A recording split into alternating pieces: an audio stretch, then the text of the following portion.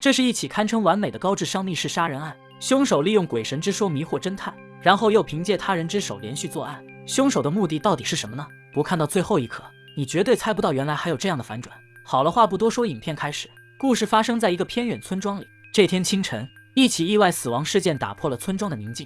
村里唯一一个工厂老板昨晚在山里散步，不幸遭遇黑熊袭击遇害身亡。此事一出，村里瞬间谣言四起，说他是被大儿子所害。因为大儿子是公司的副社长，只有社长遇害，他才能顺理成章地接管公司，坐上社长的宝座，然后他就可以把后山卖掉，用来开发度假村。在此之前，整个公司里只有社长和他的小侄子英迷一直反对卖掉后山。现在大儿子刚刚当上社长，他就提出了开发后山的计划。英迷和他因为此事发生了很大的争执。随后画面一转，英迷在帮老师整理资料，突然间他发现了自己小学时候做的研究笔记，里面记录着各种各样的完美犯罪。当英迷翻到这一页，看到这起谋杀案的犯罪手法时，他的心一狠，瞬间萌生了一个可怕的计划。他决定就在今晚完成这起雪天密室杀人案。英迷出门一看，简直就是天时地利人和呀，连老天都在帮他。下起了一场大雪。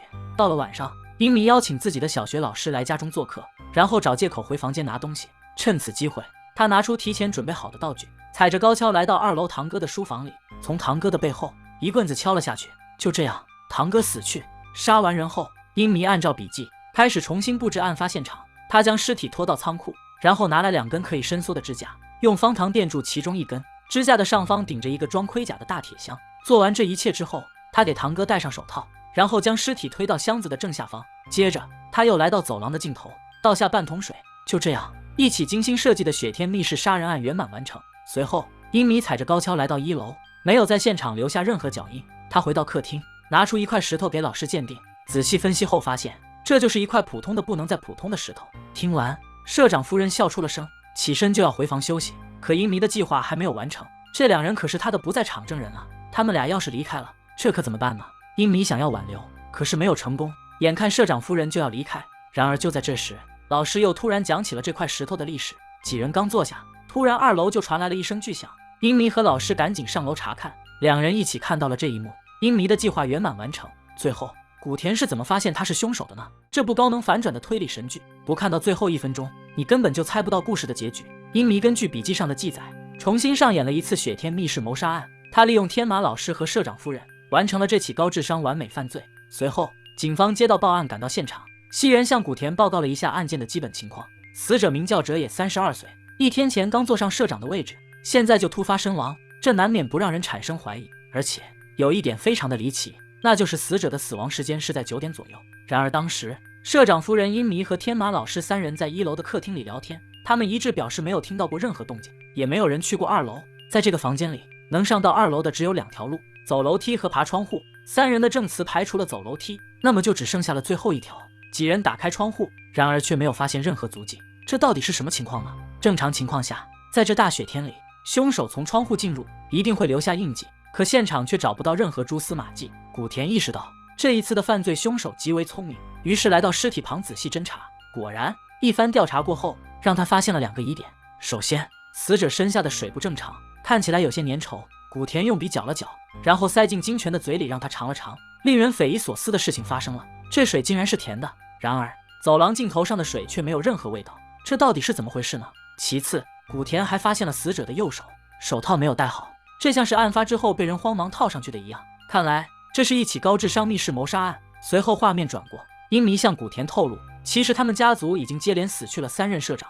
最开始创办这个公司的是英迷的父亲，15年前他在后山神秘失踪，至今杳无音讯。而且有一件事非常的诡异，那就是这3个人的死法和村子里流传的一首古老童谣有关，而这首童谣呢，只有英迷的奶奶会唱。说完，几人来到了英迷奶奶的房间，他对着众人唱起了那首诡异的童谣。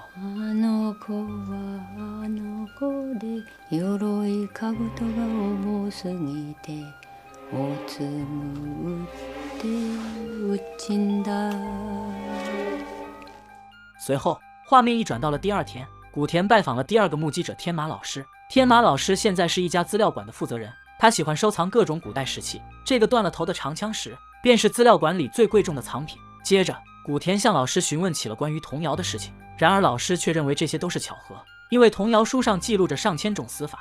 原来童谣里面的歌词是可以千变万化的，并且里面的内容每年都会更新一次，今年的更新者就是英迷。听完老师说的这些，古田更加怀疑凶手就是英迷。可他是怎么作案的呢？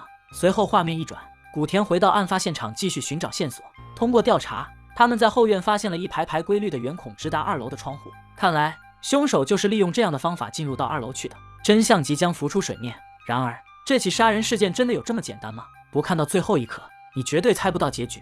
这是一起高智商完美犯罪。虽然古田弄清楚了凶手是如何上楼的，但是他却不知道凶手的作案手法，也不知道凶手是怎么离开这里然后让2楼发出的声响。古田找来一个遥控赛车开始测试，结果因为没信号失败了。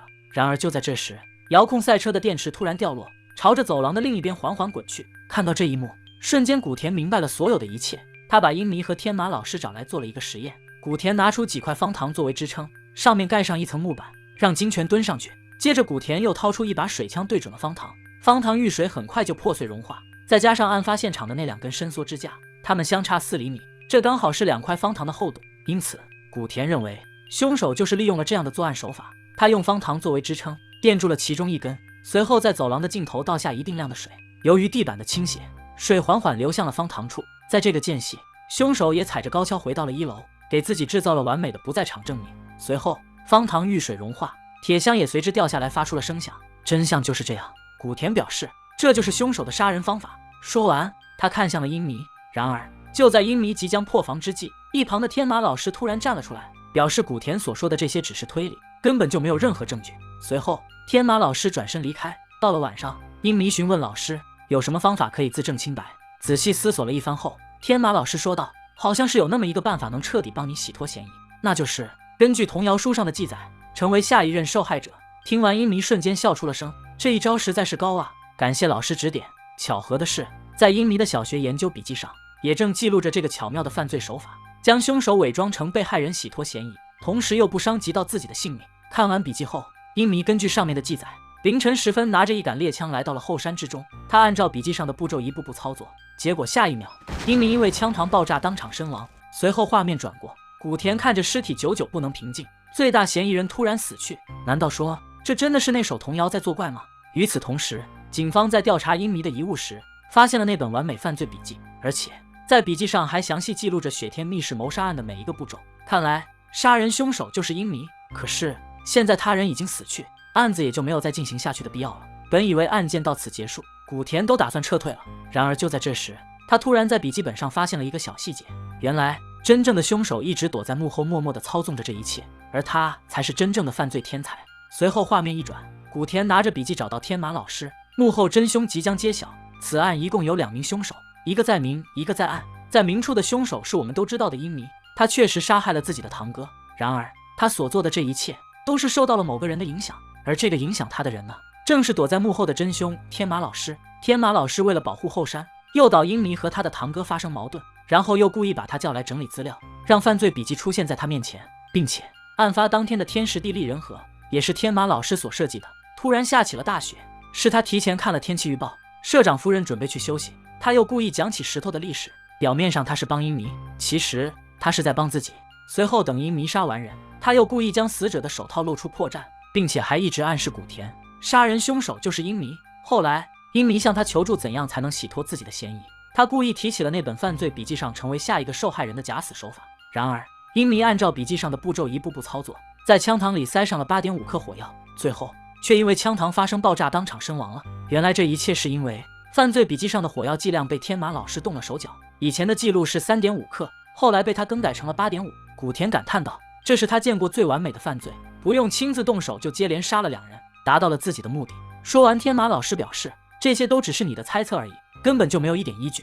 随后老师起身准备离开，古田突然说道，你不惜一切代价的去保护后山，并不是为了那些石器吧？如果我没有猜错，那后山之中一定隐藏着关于你的什么秘密。正说着，窗外响起了警笛声。古田表示他们在后山的纪念碑下发现了一具男尸，警方已经确认了尸体的身份，那是15年前在后山神秘失踪的英迷的父亲，并且他们还在尸体的胸口处找到了那半截长枪时的尖头，那块尖头和天马老师资料馆里最珍贵的藏品完全吻合，这就是你杀人的证据。说完，天马老师沉默了几秒后，走到那块断了头的长枪石面前，最终他选择承认了这一切。好了，躲在暗处的幕后真凶被抓到，本案也就到此结束了。和古田系列的其他案子相比，这个故事还是蛮精彩的。实话说，第一次看的时候，还真没想到最后的结局会是这样。好了，本期视频到此结束，喜欢古田任三郎的，给小森点个赞吧，咱们下期再见，拜拜。